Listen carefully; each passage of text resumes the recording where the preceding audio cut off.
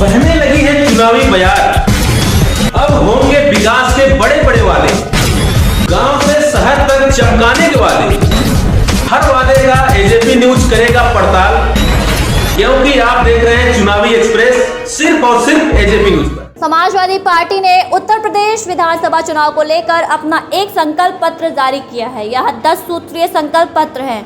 इसके साथ ही सपा ने 22 में बाइसिकल का नारा भी दिया है। संकल्प पत्र में शामिल किए गए बिंदुओं को लेकर सपा प्रमुख अखिलेश यादव पहले ही ऐलान कर चुके हैं कि समाजवादी की सरकार बनने पर इन वादों को पूरा किया जाएगा। शुक्रवार को सपा ने संकल्प पत्र का फोल्डर जारी किया।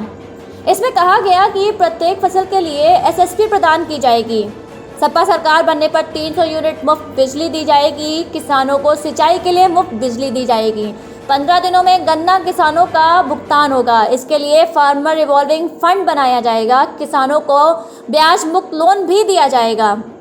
आपको बता दें कि संकल्प पत्र के मुख्य बिंदुओं में यह भी कहा गया है कि समाजवादी पेंशन योजना फिर से शुरू किया जाएगा।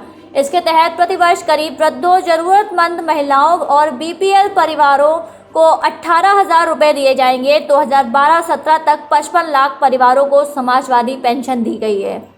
बीमा एवं पेंशन की व्यवस्था की जाएगी। नौजवानों को लैपटॉप दिया जाएगा। अखिलेश ने कहा, सपा सरकार में हमने 18 लाख लैपटॉप बांटे थे। वहीं सपा सरकार बनने पर किसान आंदोलन में शहीद हुए किसानों के परिवारों को 25-25 लाख रुपए की आर्थिक मदद और उनके सम्मान में किसान स्मारक बनाया जाएगा। सांड के हमले में मारे जाने वाले लोग, जिसमें अधिकतर ग्रामीण किसान होते हैं, उनके परिवारों को 5 लाख रुपए की आर्थिक मदद दी जाएगी।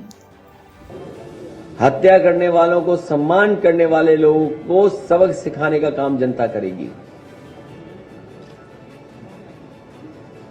उत्तर प्रदेश का चुनाव परिणाम लेकर के आएगा और खुशहाली का परिणाम लेकर के आएगा। मुझे खुशी और मैं बधाई देता हूं किसानों को। यहां के किसानों ने और पूरे देश के किसानों ने जो आवाज उठाई थी और जो आवाज उठी, उससे भारतीय जनता पार्टी को झुकना पड़ा। और वही लोग जो किसानों को आतंकवादी आने दीजिए,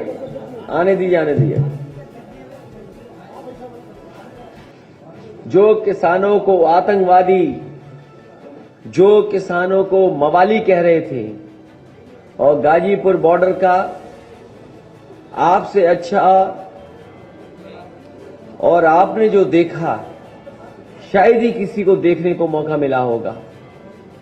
किस तरीके से गाजीपुर बॉर्डर सील किया गया, कीलें लगाई गई, बोल्डर्स लगाए गए, न जाने कितनी फायर ब्रिगेड, न जाने कितनी पुलिस, और उसके बावजूद भी किसान न गाजीपुर बॉर्डर से हटा, न टिकरी बॉर्डर से, और जहां जहां बैठा था किसान वहां बैठा रहा और इंतजार करता रहा कि कब सरकार उनकी बात मानेगी।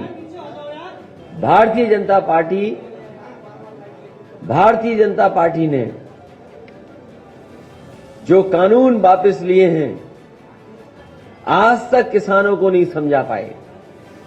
आखिरकार भारतीय जनता पार्टी को समझाना चाहिए कि 3 कानून लाए थे, तो तीनों कानून उनके हक में कैसे थे, और जब तीनों कानून हटाए उन्होंने, तो तीनों कानून किसानों के हक में क्यों नहीं थे। आखिरकार भारतीय जनता पार्टी ने किसानों को अपमानित क्यों किया। अपमानित करने का काम अगर किसी ने किया तो भारतीय जनता पार्टी ने किया। इसीलिए मैं अपने संग अन्न लेकर के चलता हूं। ये अन्न की लाल पोटली, लाल टोपी और अन्न की लाल पोटली, इनको सबक सिखाने का काम करेंगे। और हमने तो कहा कि अन्न संकल्प कोई भी ले सकता है, भारतीय जनता पार्टी को हराने के लिए और हटाने के लिए और इनको भगाने के लिए। अभी जैन चौधरी जाएंगे तब हम दोनों लोग पकड़ेंगे ना, दोनों लोग पोटली दोबारा दिखाएंगे, क्योंकि ये गैप फिल कर रहा हूं मैं आप लोगों के लिए। इसलिए जो किसानों की आय दोगुनी की बात किए थे, किसानों की आय दोगुनी नहीं हुई, न गन्ने का भुगतान हुआ और गरीबों को, किसानों को मजबूर कर दिया कि वो राशन पे अपना जीवन यापन करें। बताओ, भारतीय जनता पार्टी कहती है कि 80 करोड़ लोगों को राशन दे रहे हैं। बताइए, 80 करोड़ लोगों को गरीब बना दिया इन्होंने।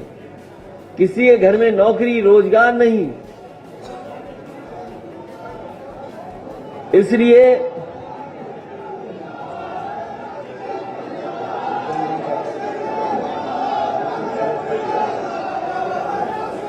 अब जयंत चौधरी जी भी आ गए हैं।